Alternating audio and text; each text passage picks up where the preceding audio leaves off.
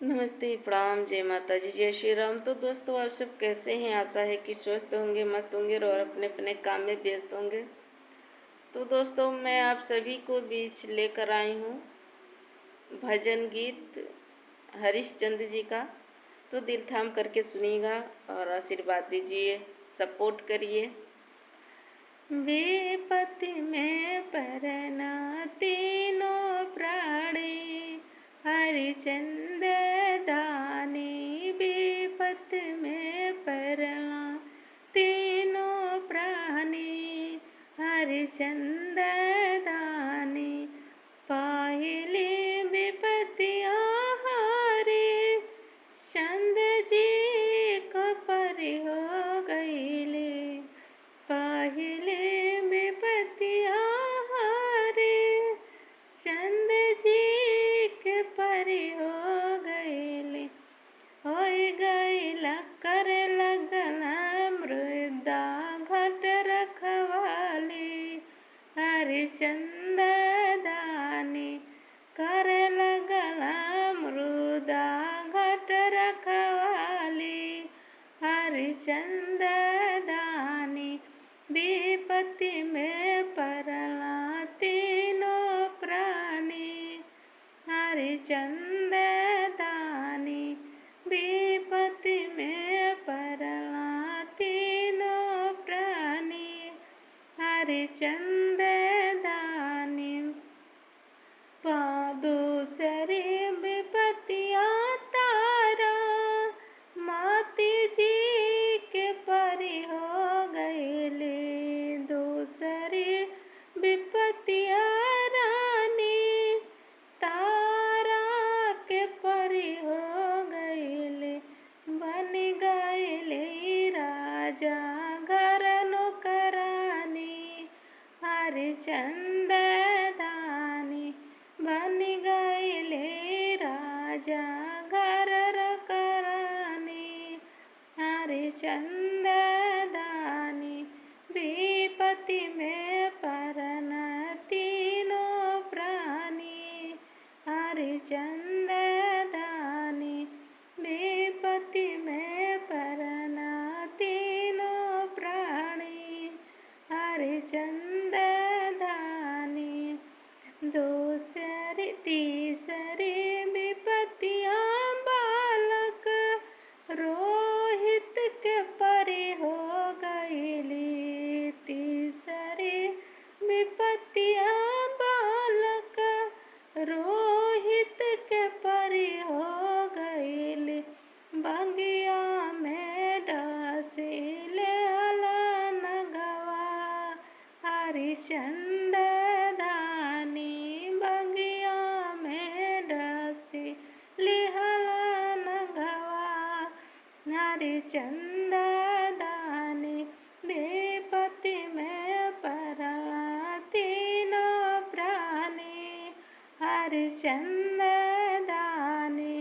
विपत्ति में परला तीनों प्राणी, हरिचंद दानी।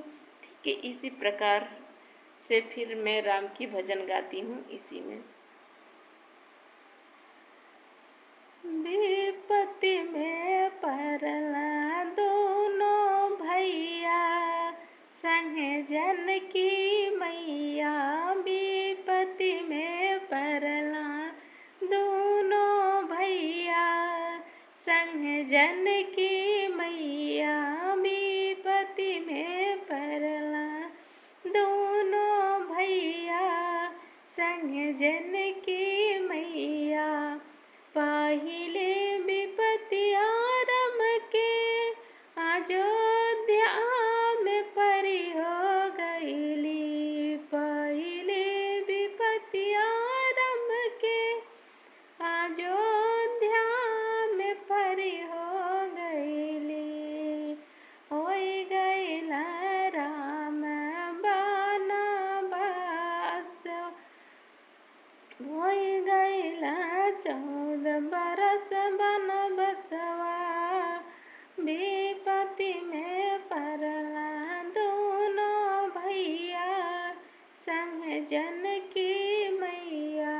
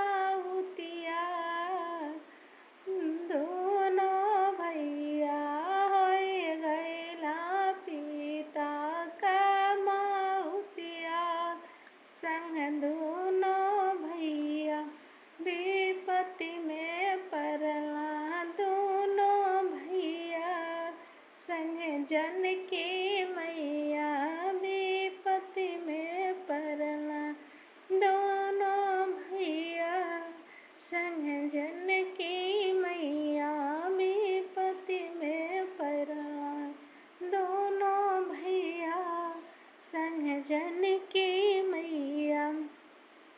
जैसे दोनों गाना आपस में मिलता जुलता था, तो ये दोनों गाना मैं एक में गाती हूँ, गाना दोनों अलग अलग है। ठीक, लाइक शेयर कमेंट जरूर करिएगा।